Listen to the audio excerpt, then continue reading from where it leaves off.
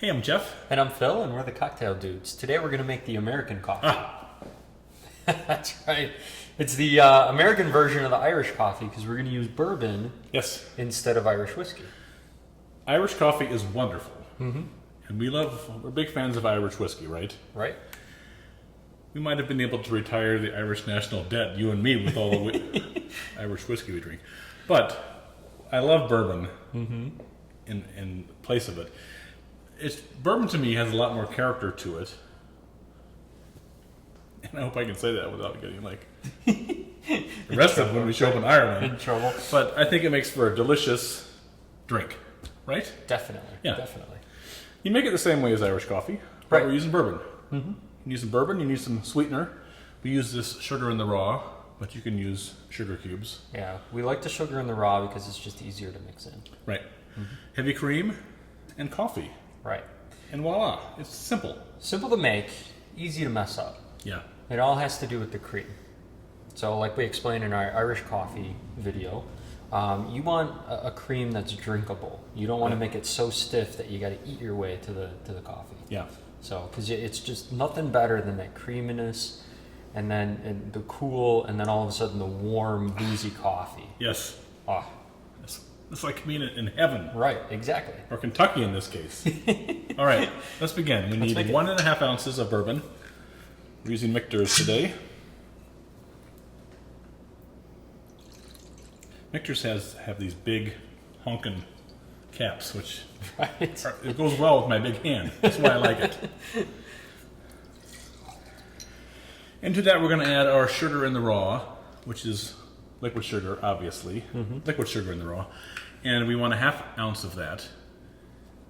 If you want to use a sugar cube, use 1 or 1.5 sugar cubes. I prefer 1.5. A little sweeter. A little bit sweeter. You find this liquid sugar in the raw in the aisle down by your coffees. Or sometimes just in the sugar aisle. Right. All right. And then coffee. 4 ounces of coffee. We're using our Irish coffee glass, so we know that 4 ounces leaves us about a 1/2 inch on the top for our cream. If we're making cream for just 1 or 2 glasses, we whip up the heavy cream with our little Aero Latte guy here. 15 seconds, and you have the perfect pourable cream that will still float on top of the coffee. Right. Right? The perfect viscosity. You have to get a little air in there, right? If you're making it for a house full of guests, you can pour 1/2 cup into your Boston shaker, 1/2 cup of cream, throw in that little bitty springy ball. Whisk thing. Yeah. And shake it for 1 minute and you're good. Right. If you don't have a little whiskey thing, you have to shake it for 2 minutes, which could kill you. That's a workout. So have a defibrillator on hand, right? Right. Or we use this Nespresso guy, right? It's like a little robot that whisks it for you. Yeah, it's like for making lattes, right? But we don't use skim milk, we use the heavy cream. Right. Works just as good. Push the button, and a minute, 9 seconds later, you have the perfect stuff. Yeah. It even shuts off on its own for you. Yeah, it does. Yeah. Well, and also, too, you're going to want to stir that sugar a little bit.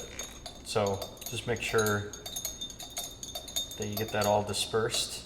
You got to stir longer if you're using the sugar cubes. You have a sugar cube, you have to stir for 15 seconds at least. And still, you're not going to get it all dissolved. No, you're not. Yeah. It's going to be like, this is good, and then the last step is going to be, ooh, that is sweet, right? So 1 ounce of heavy cream, and you want to whip it for about 15 to 20 seconds until the volume is doubled. So until you have 2 ounces, all right? And you're whipping air into it, right? So you want to keep the whisk in sight. Right. That means it's getting air. You don't want to bury it in there. Yeah. And these beakers work perfect for it because you put 1 ounce in there, and then by the time it gets up to the 2 ounce line, you know you're done. I know. We should market our own line of beakers just for this purpose, right? Right. These are the most perfect things, these little OXO beakers. I think we're the only one that calls them beakers. I don't think anybody else does. Maybe it's our love of science. Yeah, it could be. All right. We need to start serving things in Erlenmeyer flasks, right? Right. All right. We'll just top off our coffee with this. It'll sit nice and beautifully on the top. We're going to grate a little nutmeg on top. You can grate a cinnamon stick if you prefer. Ah, geez, that about went right in there, didn't it? Watch the fingernails. All right, and there you have your American coffee. Enjoy. Cheers.